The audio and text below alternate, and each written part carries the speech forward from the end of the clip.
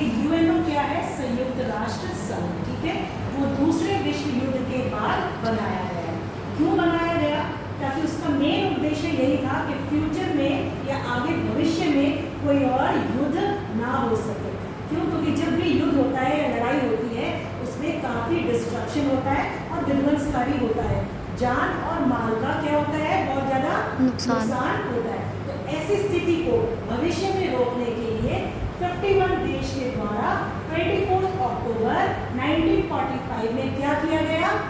UNO के उद्देश्य की स्थापना की गई।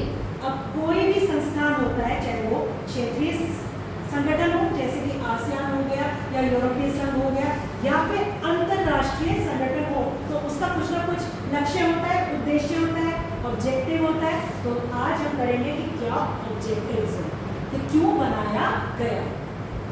सबसे पहले तो यही है, फर्स्ट वर्ल्ड वॉर हुई, काफ़ी सारे जिसको कहते हैं विध्वंस हुआ, डिस्ट्रक्शन हुआ। सेकेंड वर्ल्ड वॉर हुई, उसमें भी वही हुआ। तो ऐसी स्थिति को रोकने के लिए विश्व में शांति और सुरक्षा उसको स्टैब्लिश करने के लिए, उसकी स्थापना करने के लिए संयुक्त राष्ट्र संघ बनाया गया। सेकेंड पॉइंट आप ध्यान से देखना, वैश्विक मतलब वर्ल्ड के लेवल पे पूरे विश्व को जो चीज़ अफेक्ट करती है, उनकी जो समस्याएं हैं, उन समस्याओं का हल करना। अब समस्या क्या हो सकती है?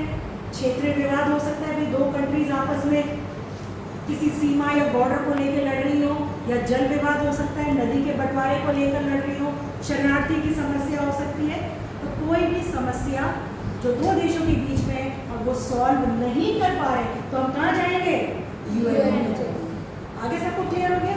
थर्ड पॉइंट, जो भी देश है पूरे वर्ल्ड में, बहुत सारी कंट्रीज हैं। आज के डेट में देखा जाए तो 193 कंट्रीज जो है यूएन के सदस्य हैं या मेंबर स्टेट्स हैं।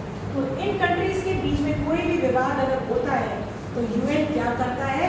उन विवाद को या उस समस्या को हल करने की कोशिश करता है, एक मंच प्रदान करता है, मतलब एक प्लेटफॉर्म देता है कि आइए यूनाइटेड नेशंस के महासभा में या जनरल असेंबली में मिलकर हम आपके विवाद की सुनवाई करेंगे, दोनों साइड को ठीक से समझेंगे, भाई क्या रीज़न है, अगर हो सकेगा तो उसको सुलझाने की भी कोशिश करेंगे। नेक्स्ट, अंतर्राष्ट्रीय सहयोग को बढ़ावा देना। मतलब जब भी किसी देश में कोई आपदा आती है या कोई भी रीजन हो, डिफिकल्टीज का सामना करना पड़ता है, तो एक दूसरे की मदद करना, कोऑपरेट करना और सहयोग से जो है आपसी सहयोग को बढ़ावा देना, ना कि आपसी लड़ाई को बढ़ावा देना। यहाँ तक क्लियर हो गया? नेक्स्ट हम आते हैं जो मेन एम है, जो मेन ऑब्जेक्टिव यही था, यहाँ से जो रिलेटेड है, सुरक्षा और शांति बनाए रखना। संयुक्त राष्ट्र संघ ये कोशिश करेगा कि जितने भी युद्ध हो या वॉर हो उसको टाला जा सके, और उसके लिए क्या करना पड़ता है? डायलॉग, बातचीत, आपस में बैठकर बातचीत करके किसी भी समस्या को या किसी भी विवाद को रोके ताकि वो युद्ध में बदलना चाहे। ठीक है, नेक्स्ट आ जाओ। अब युद्ध भी हो गया, सुरक्षा भी होगी, शांति भी होगी। अब नेक्स्ट देश काफ़ी सारे ऐसे हैं विश्व में जो क्या है बेटा? डेवलप्ड नहीं है, विकसित नहीं है, वहाँ पे पानी की कमी है, शिक्षा की कमी है, स्वच्छ पेयजल नहीं मिल पा रहा है, मानव अधिकारों का हनन हो रहा है, सबको नहीं मिल पा रहे। तो यूनाइटेड नेशंस कोशिश करता है कि देश के अंदर जो देश है उसमें आर्थिक और सामाजिक विकास भी कर सके, ताकि सभी नागरिकों को जो है एक स्टैंडर्ड ऑफ लिविंग जो होता है, जो मूलभूत सुविधाएं हैं, सभी को मिल जाए। उसके लिए जो हमने लास्ट क्लास में किया था, विभिन्न अंग हैं या ऑर्गन्स हैं, तो कौन सा था?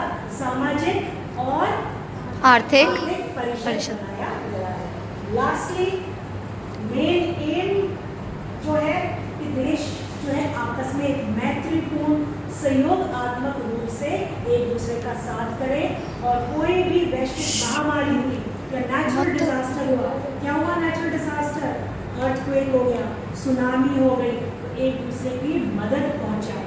और एक और आपने रिसेंटली देखा होगा, कोरोना हुआ था, तो उसमें भी WHO जो उसकी एक एजेंसी है यूनाइटेड नेशन के साथ मिलकर कोशिश करी कि इस महामारी से कैसे देश आपस में निपट सके ताकि कम से कम लोगों का नुकसान हो सके। क्लियर हो गया? Yes. यूएनओ क्या है? एक अंतरराष्ट्रीय संगठन जो संगठन। महत्वपूर्ण है। हाँ, इसमें भी सुधार की जरूरत है।